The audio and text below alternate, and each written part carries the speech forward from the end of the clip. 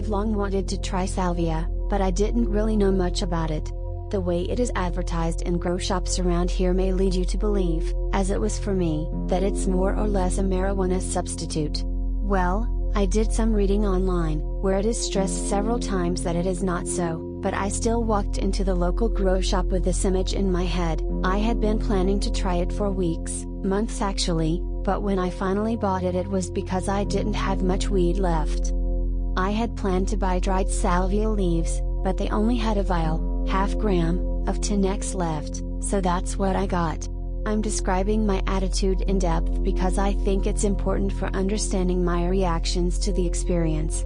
I'm not a very experienced drug user, except for marijuana, which I've been smoking regularly and in large amounts for years, but I never took anything else until 8 months ago, when I tried MDMA, and it was a great first MDMA trip, pure MDMA dissolved in water. It had everything, including quite strong, open-eye visuals. I've never experienced anything like it on ecstasy tablets, for obvious reasons of impurity, which I've taken once in a while since, then a little experimenting around with speed and coke, quite a bit, and once a quarter hit of acid, in combination with lots of ecstasy, but that was after a 2-day rave, so it only made the film we were watching, the game, a lot weirder than it normally is. Oh, and once a contact high, really unbelievable. A friend of mine had taken 1.5 hits of acid, the other 3 of us hadn't, and we were all completely tripping. The others have quite an experience of LSD, so it wasn't just my imagination. As you see, I don't really have much drug experience, but I'm constantly expanding it. Coke and speed are fun, but I'm more interested in the really hallucinogenic stuff, because it expands my consciousness.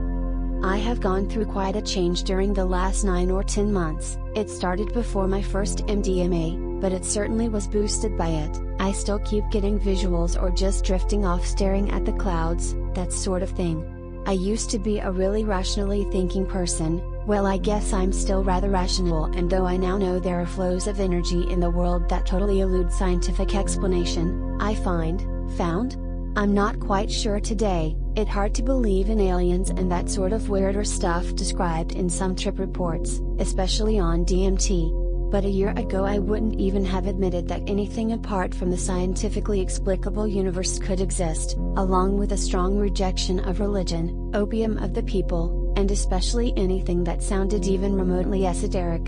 Okay, I still believe natural laws are a model, though imperfect, for explaining the universe. I'm still not into religion and think the major religions are more of a political power tool, and if anyone comes and approaches me with a booklet of cosmic prayers and all I have to do is join them or donate a few $100s and that'll save my soul, well, fuck off. Though I respect other people's convictions, I just don't like them imposing them on anybody else. But I now know there are energies, forces, call them what you might, that flow through our world. I don't just believe this, I feel them. My perception of the world has been fundamentally altered. So you see, I did start off on my first salvia experience with a fairly open and receptive mind, but not really believing any of the latest salvia reports. I avoided reading too many so as not to be influenced by them, and just expecting a very potent marijuana substitute, as the ad on a grow shop homepage says. Just a few more words on myself. I'm 24, female, a student. I'm from, well, okay, let's not leave too many clues lying around, a European capital, but I'm currently studying in another European country. As I've only been here for a short while, I don't know anyone well enough to trust them to be my sitter, which is a pity. I was alright without one, but it certainly would have been reassuring and pleasant to have one. I recommend it strongly to anyone embarking on the salvia voyage. I got home from my shopping trip around 7 p.m. and could hardly wait to finally try out the holy smoke. I had also purchased a small bong. The guy in the shop said the half gram of Salvia Divinorum 10x extract would be enough for about 10 trips, so I, having no scales, tried to estimate a little less than half the recommended amount for the first hit. It's hard to tell, really, with such small amounts. My estimate is that I had 1/20th of a gram in total. I opened the vial. The smell was quite pleasant. I had been a bit apprehensive about smoking something that's household herb relative has such a strong and unpleasant taste. Ever tried salvia tea against throat ache? It's incredibly bitter, but it does help, and I carefully let a few of the small black flakes fall into the bowl. It didn't have a screen, so I put a bit of tobacco on the bottom in order to prevent it from falling through the hole. That's probably not a very good idea. I guess I'll have to improvise something else. I was so excited that I forgot to close the hole on the bong. So I sucked in mainly air with a pleasant derby flavor. I instantly refilled it and smoked properly this time, and suddenly, when I wanted to refill it once more, I got this really weird feeling in my head. It was being pulled, or rather it felt as though there was something on the sides of my head, so I could only move it up and down or backwards and forwards but couldn't turn. It's hard to explain, these restrictions were as strong as steel plates, but at the same time I knew it was a channel in the air in which I had been placed. I moved my head in a nodding motion for a few moments, just to try this out, and because I felt I had to, and then took my third hit. Now this was really weird. I still was in my room, sitting on my bed, alone in the apartment except for my cat. But I wasn't. I was in my room, a US college student. My two friends were in the room upstairs, the one on the left side of the stairs. I was afraid they'd come in now and see me in this state, because we had planned to go somewhere. The dog was sleeping in the living room. My parents might come home any time, driving the car up the road. I was aware of the fact that this could not be. I've never even been to the US, haven't lived with my parents for 5 years, I don't like dogs. It was all wrong. I knew that I was in my apartment, here, alone, with my cat looking at me in a puzzled way. I started explaining to someone that they must have confused me with someone else, that I wasn't a US college student, male, by the way. I started getting a bit worried because apparently it was time to go, but I felt like I'd been mixed up with someone, that it wasn't me who should be going, I wasn't sure. Then I started asking myself, who are you explaining this to? But instantly apologized because someone, I don't feel like writing something, though I could see no one, but it was a strong feeling of a person or entity of some kind, though neither male nor female, was waiting for me to come along. But I was getting scared they might get angry because I wasn't the right person. I felt like an intruder, like a day tourist at the meeting point of an expedition to the Amazon rainforest, taking someone else's place. I started feeling guilty about having taken salvia like this, just intending to have some fun, not taking it seriously. I apologized, I hadn't expected this. Then I thought, this is stupid, this isn't having any effect on me, and then I started staring at the shade of the bedside lamp, which has a sort of leathery structure. It's yellowish brown and with the light shining through it looked like veins or some kind of hide. I got really absorbed by it for a while, but then I started feeling uncomfortable, and anyway I wasn't sure whether I wasn't just wishing so much for visuals that I was imagining them, in a sort of, I want visuals, so hey, look at this structure, isn't it interesting, way. It felt a bit artificial. I got up and tried to go to the living room. It was very difficult to move. I was walking in the same kind of channels that were confining my head. I could see the channels like routes in the air of the room and the corridor. Though they had no walls, they had walls strong as steel. Actually, they had a very steely feeling to them. They were at the same time visible and not visible. The only thing that was absolutely indisputable was that I couldn't leave them. I had to move along these channels, or corridors. There was no way of going sideways through the walls. I tried a few times because I felt I couldn't let it do this to me. I was almost being pushed along them, or pulled. It was the same kind of feeling I'd initially had with my head.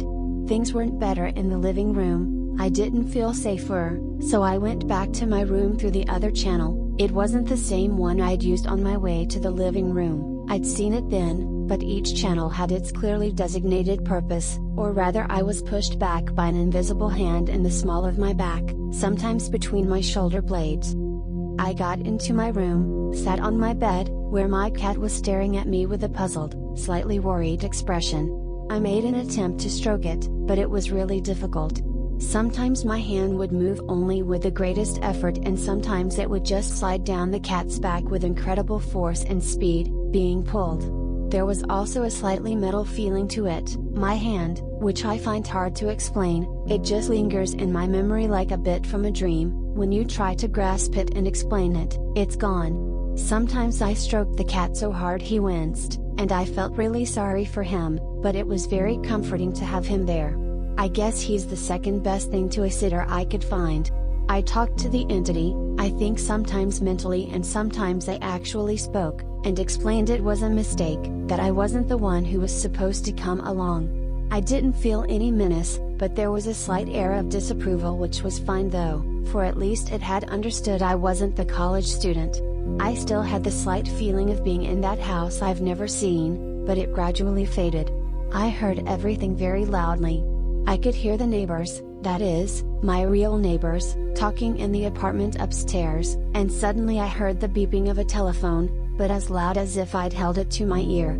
This wasn't actually any kind of hallucination, I heard it again 2 days ago, must just be some kind of weird phone. This house has pretty thin walls.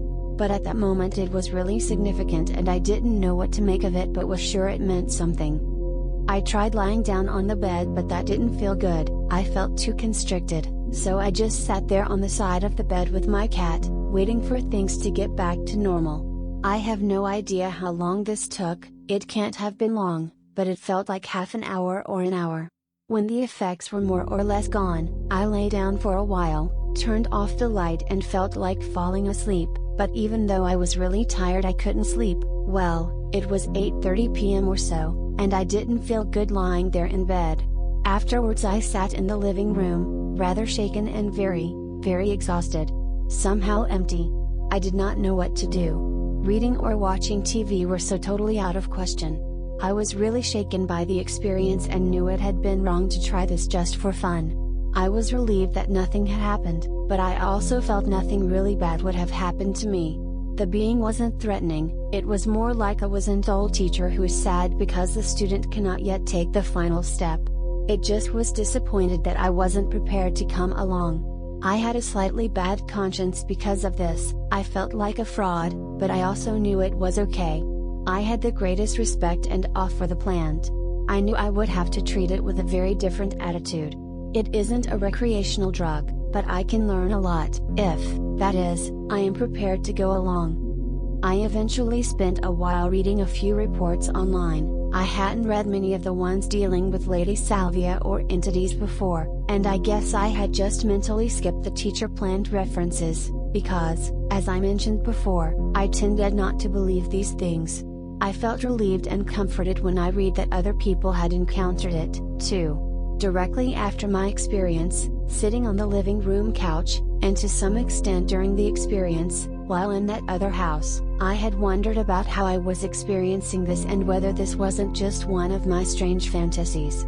In fact, this feeling was rather strong during the experience, when I knew the friends were upstairs, the dog, what the house looked like, etc. I had a feeling of, well, okay, I imagine/think things like this all the time. I always have feelings like this, that's okay. Well, fact is, I don't.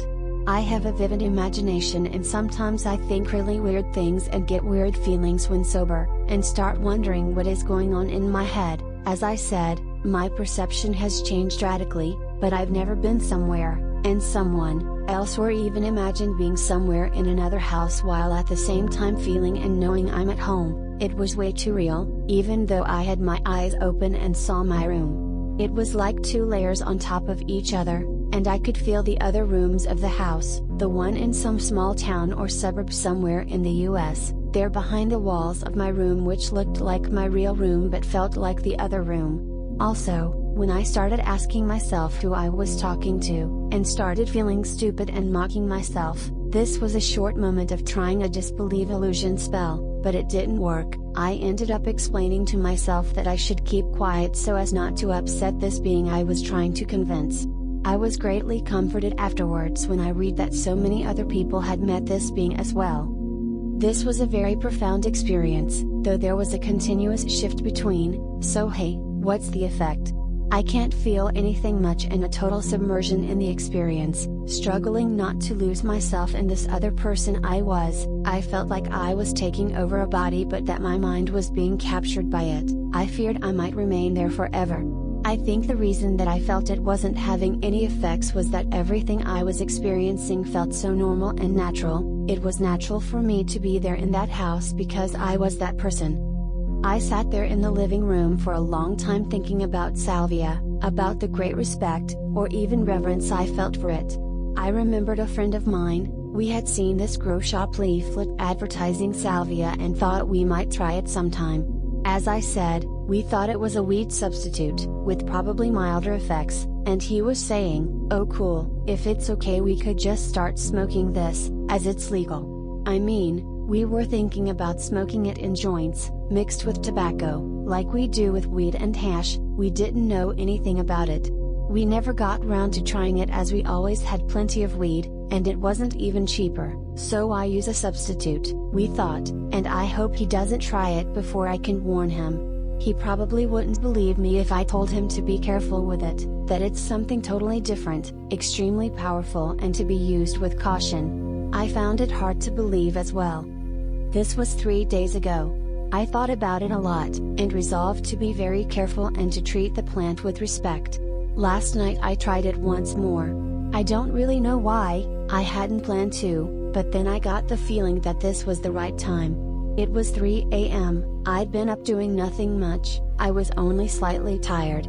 I'd smoked a few joints and had 2 beers, but during a period of about 4 or 5 hours, so it wasn't really much. I didn't feel much of the marijuana. I think this is important to state, I don't think it interfered much. I'd smoked the last joint an hour ago or so, very little weed left, and I normally smoke a lot more than I did last night. I prepared everything very carefully this time. I made myself some green tea, lit incense and a candle, so as to have a softer light, and include some pleasant music in Winamp, though I didn't turn it on yet. I did not want to be distracted by music while smoking. I took a bit more than the first time, that would be about 1/15 gram in total, though it's hard to tell. I've got to get a reliable measuring instrument. 2 hits. I smoked the first hit, held in the smoke for half a minute, then reached for the vial to refill the bowl. Instantly I got the now familiar feeling of a channel, my head moved forward, I was slightly disoriented but not really unpleasantly so. Somehow I managed to refill the bong and smoke the second hit, again holding in the smoke for a long time. Then I lay down comfortably. I cannot remember as much of this experience as of the first one, though the basic feeling remains very vividly in my mind. It was a different setting, but again I was somewhere, there were friends of mine in another room or somewhere else waiting for me, and someone was telling me to take my things and come along. This time the invitation was clearer than last time. I also cannot remember being someone else, rather some other me.